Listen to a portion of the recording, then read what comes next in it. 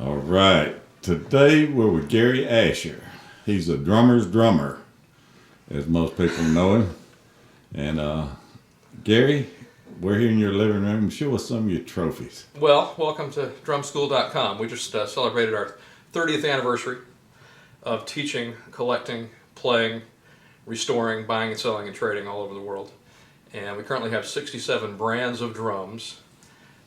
We have a lot of people come visit us. We just finished drums for the new Zach Brown album. Chris Fryer was over and used about 10 of our snares for that project. We just sent a drum set to Vinny Colaiuta, who we all know from Sting and Frank Zappa and all the bands. And we get a great opportunity to work with people, and we're very grateful and thankful for that opportunity. We don't limit ourselves to drums. I buy, sell, and trade everything from violins to flutes and trumpets and harps and just everything. My background is sales. For 25 years I was in retail and got to travel the world and get to know everybody at churches and schools and as a buyer. But my passion has always been drums. My dad was a drummer. We grew up in Las Vegas. I was born in Salt Lake. My dad was in the Air Force and he played drums.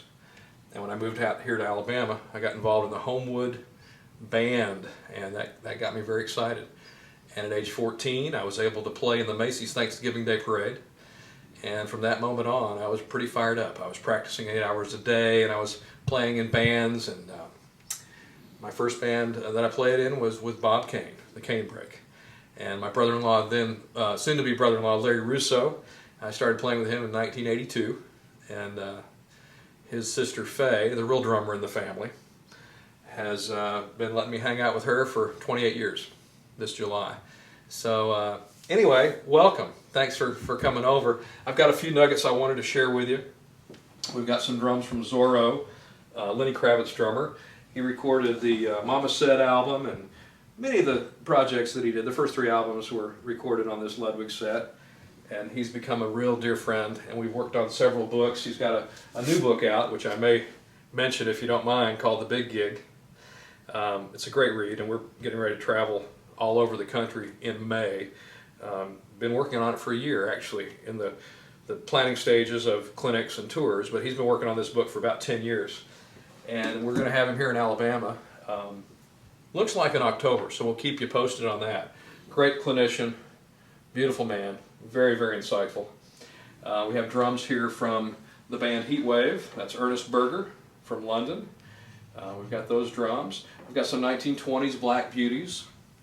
One of my pickers found the first Modern Drummer magazine in Arkansas, and that's First Modern Drummer in 1977, Buddy Rich on the cover. It used to come out 4 times a year, and of course now it's a monthly. And very successful magazine, kind of the Bible for us drummers, and every month everybody anticipates it. Clayton Cameron from Tony Bennett, Frank Sinatra, and we did his last DVD at Work Play. You'll see his drum set downstairs. Still a good friend of ours, and have been very, very pleased to work with him. Mr. Ludwig stayed here at my house 6 different occasions in the past 20 years and signed a lot of the collection. You know, the collection is around 300 drum sets and 700 snares. Again, it's 67 brands, not just Ludwig.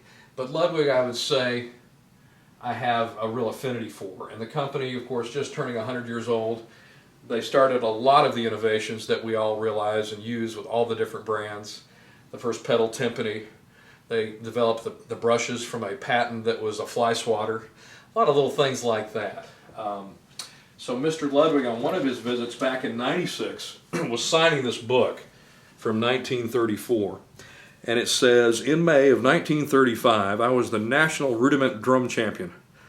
And I said, Bill, that's great. He goes, yeah, that's me in the picture.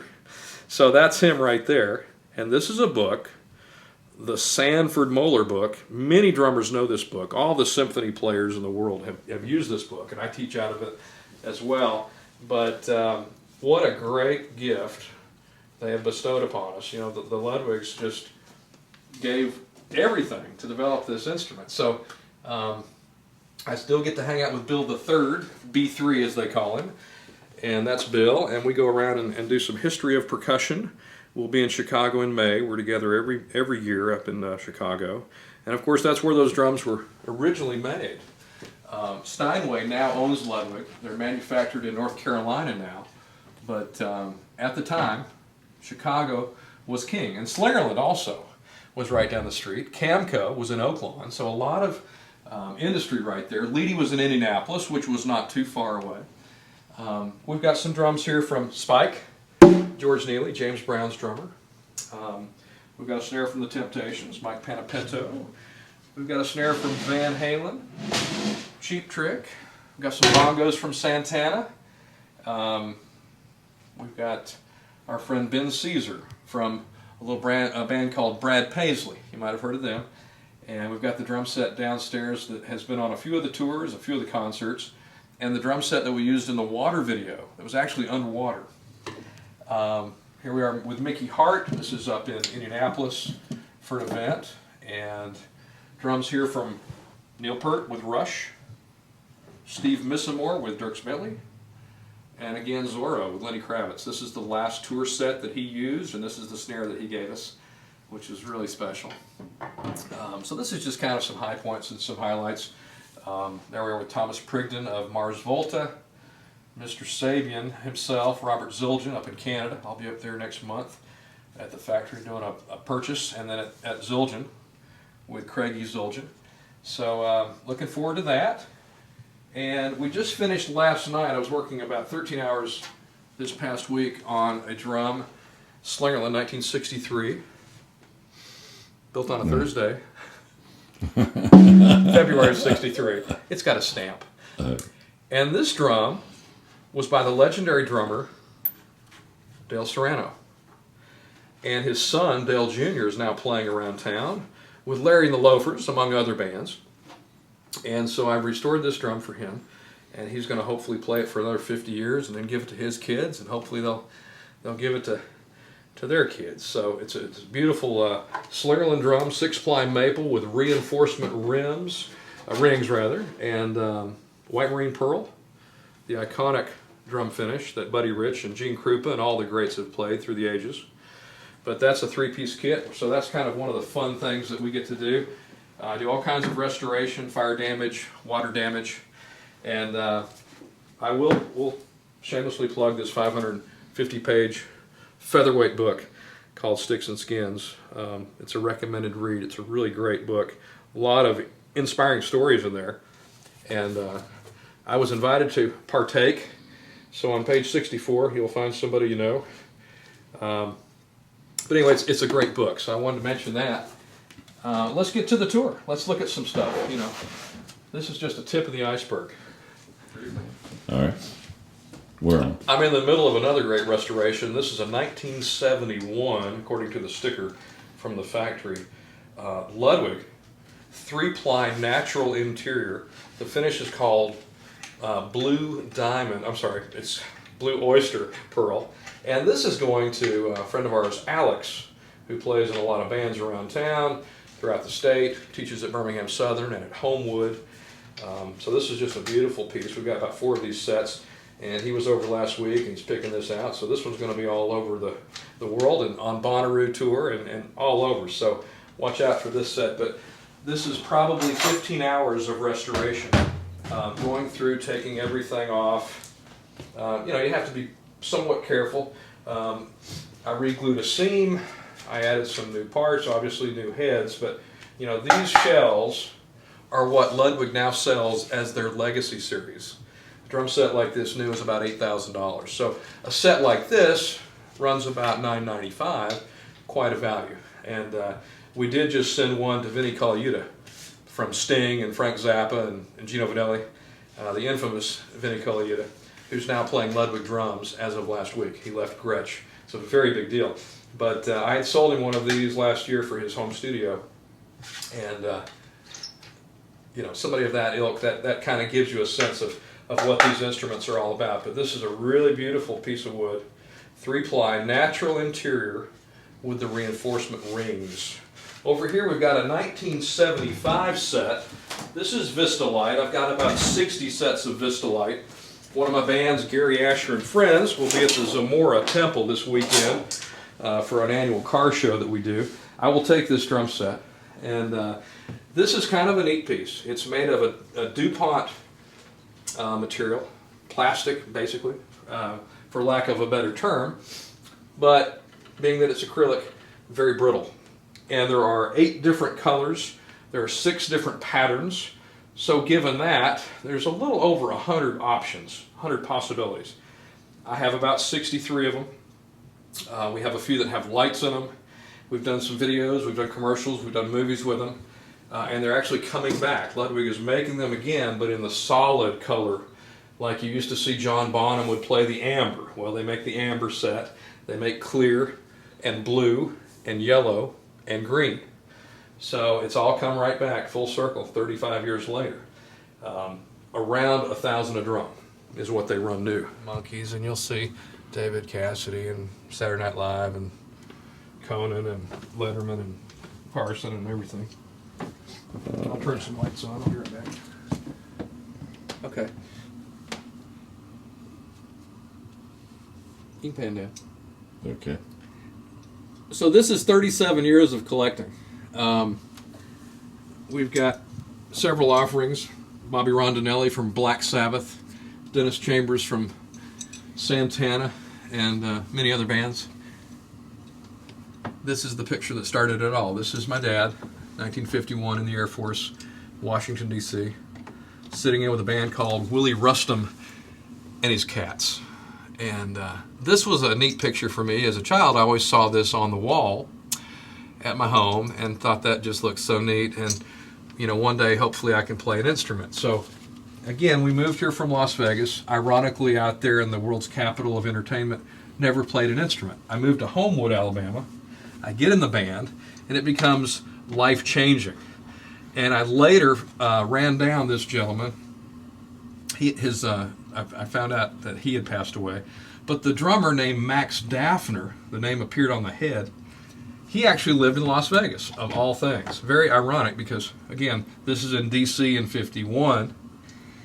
I met contact with him. My dad had passed away in 92. And just as a goof, I get on the computer and I track this gentleman down. He lives in Las Vegas. I go out there once a year. I met him. We got to be friends. And he gave me the drums. So that's probably the most special set I have, next to a clear Ludwig set from the band Heatwave. My dear friend Ernest Berger, who was a huge inspiration in my life, I finally got to meet him in 2000. We did a Motown Live TV show in Los Angeles that was the same time as the NAMM show. So I was in Los Angeles. They had flown in from London. They're filming with Michael McDonald, and it's Macy Gray's first show, and it's just a bunch of people there. It's a big buzz. We spend all day, and it's in the Desilu Studios. That's where we filmed it. So I get a few moments alone with Ernest Berger, and I get to explain to him how much of an influence he's been and how much I appreciate all of his tutelage. You know, little did he know. But that got me real inspired to play jazz and R&B, and I was always playing with other bands. And Eric and Essex and I, you know, we first played in '81 together in my mother's shed at my home. And that was probably the first time I really played. And then it evolved into the big bands and some of the bands I play with now. So the gentleman gives me his drum set from the 1975 tour with, you know, Michael Jackson. And they played with Aretha Franklin. And they played with Chaka Khan. And they played with Rose Royce and all these bands. And you'll see it down here. But that's another special nugget. Amazing drum set. So there's a lot of drums. Every drum has a story. There's probably 3,700 pieces total. I've got catalogs from the 1900s all the way to date. A lot of military drums in the 1800s. This was at Bill Ludwig's home. He invited me at to his home in '97, and he was a big collector of wartime drums. He visited every battlefield. His best friend was Frederick Fennell, world-class percussionist.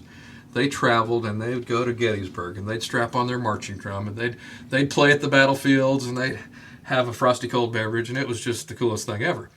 But in between all of that and in running the company of Ludwig, Bill was known to go out and teach and educate. He was always involved in DCI, the drum corps, and he was always involved in helping. And we actually brought Ed Shaughnessy to the University of Alabama back in '87. And we've had several times where Bill would share his history of percussion, and he'd do an old-time radio show, and I had the privilege of performing and working with him on many occasions all over the country with that. But, you know, I really owe a lot to him and his memory, because he was a a huge part of firing me up and getting me inspired to, spend 100 hours a week doing this that I do. We've got Danny Seraphin here from Chicago. We just finished a book tour with him, and at the NAMM show, we were just doing a thing with the Sticks and Skins book. Just got back from Blue Man Group, Jeff Ochiltree. He's a dear friend of ours, and we're working on some prototype drums with Jeff. Mike Portnoy of Dream Theater, Tower of Power. Let's see, we just had, oh heck, it just changes all the time. Let's see, let's come on down here and see if there's anybody else. This is a great picture because this was Dennis Chambers, and all the guys from Zildjian flew down from Boston to see the collection, and that was a real special day.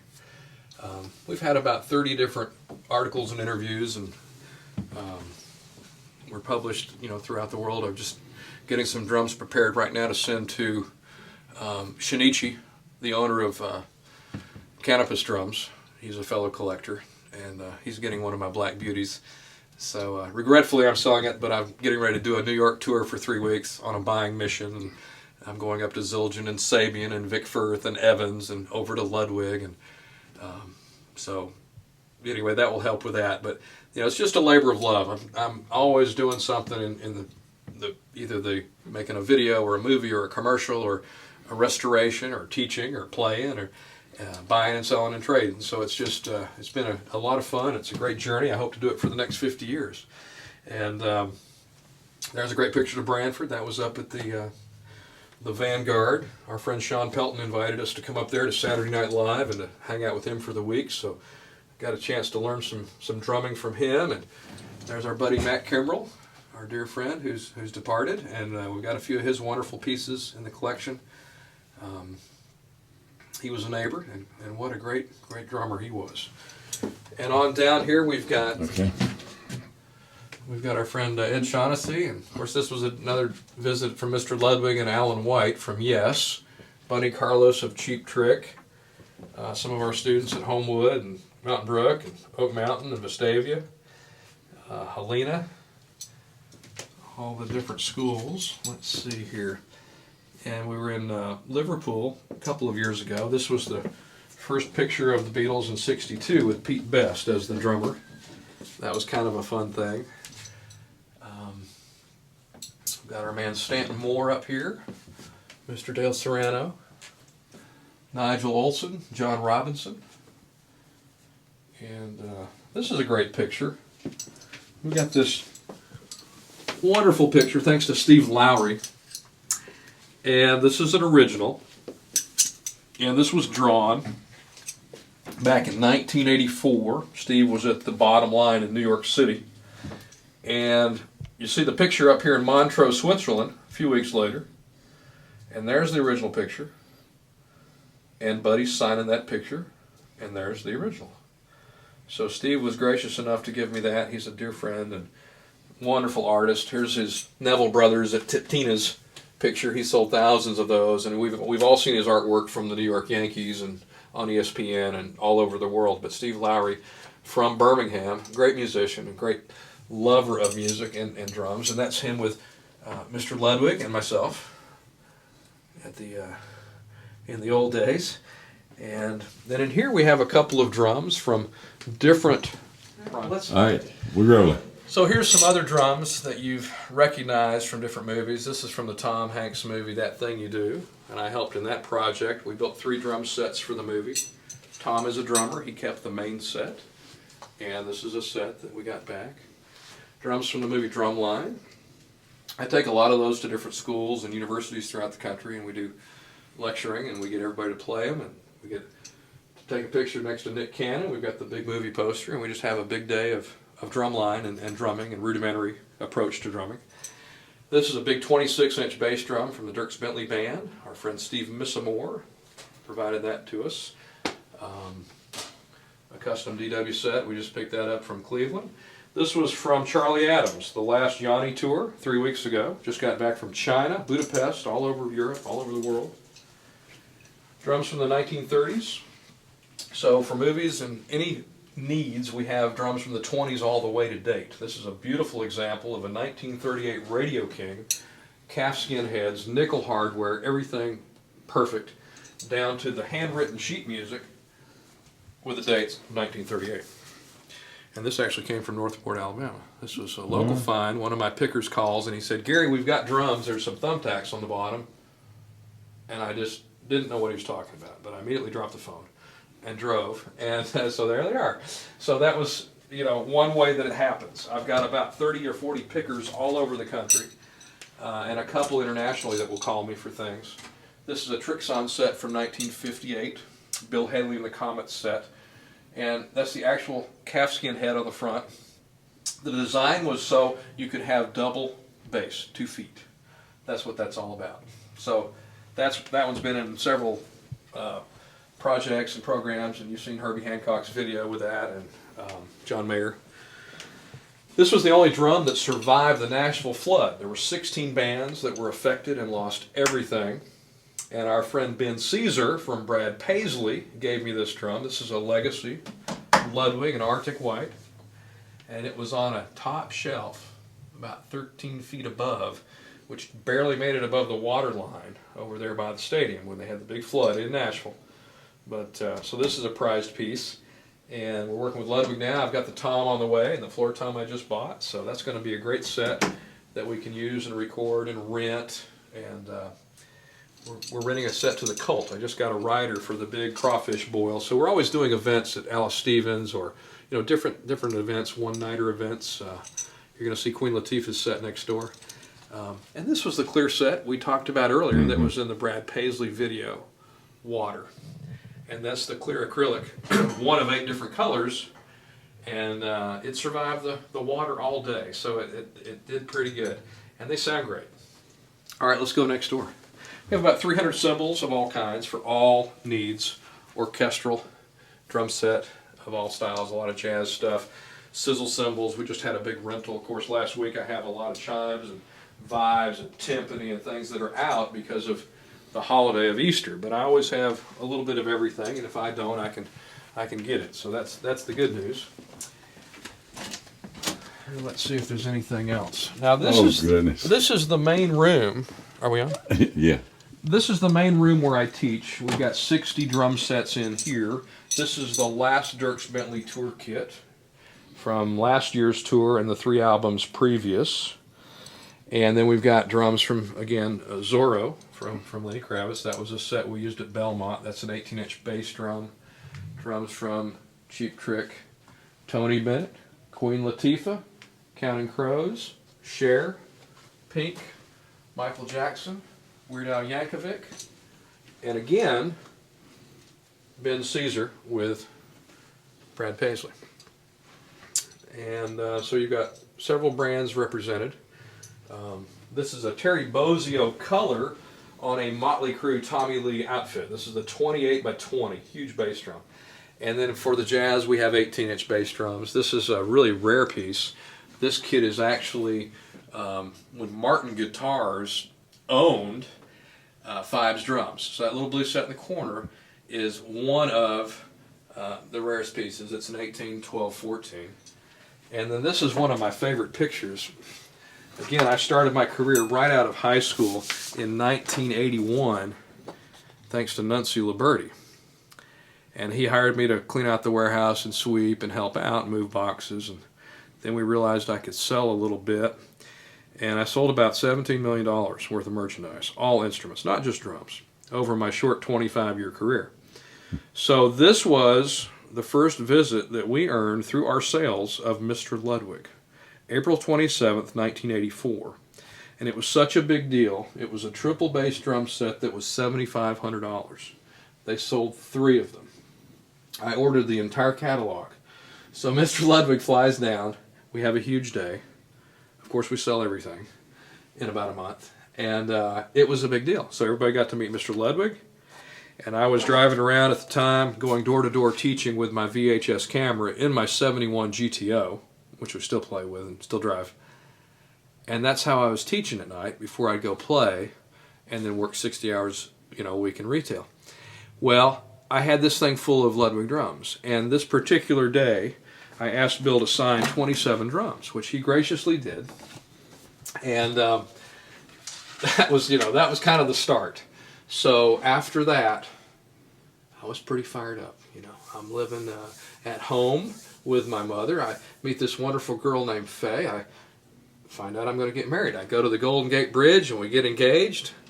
And I get to play with her brother some, and we're playing at church, and we've got a couple of bands, and I'm teaching a little bit. And so here we go. Fast forward almost 30 years later, we've added one drum set a month on average, okay? I probably sell 40 or 50 sets a year. So we're always doing something. Something, you know, is coming and going at all times. If I have redundancy, that's when I will trade or sell it or turn it into something else. One Night Stand, that's another band that we play with. But, so it's a labor of love. I mean, this was a set that I'll give you a quick story. This is not how they all go, but this was a drum set I drove all the way to Houston to buy. I had a snare the gentleman wanted. It was worth, you know, $1,500. And so I bought this. I thought it was very ugly. And as you can see, that's the color. But this was an original 1967 Citrus Mod. Those of you playing the home game, Google Citrus Mod. There's not many of them out there. And that set went for $5,000. So on that particular deal, which was unusual, I was able to buy about 10 drum sets. And then we just kind of, you know, always polishing. There's a lot of polishing and cleaning. But, so it's a blast, you know, just really enjoying it. And always in motion. I started this morning at 4 a.m. and I've got a gentleman coming over at 5 to pick up the 71 set. I will complete the Del Serrano restoration tonight, and I've got to get ready because I'm going over to Atlanta Wednesday, and we're working with Studio 64 on a project. You might have seen them on Discovery Channel. They've got a TV show.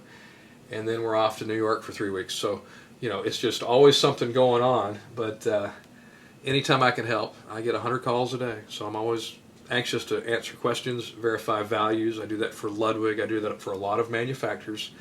Do a lot of appraisals. But, you know, just glad to be a resource. If anybody Googles Gary Asher, I'm the first one in the world. It goes to several YouTube sites, several published references.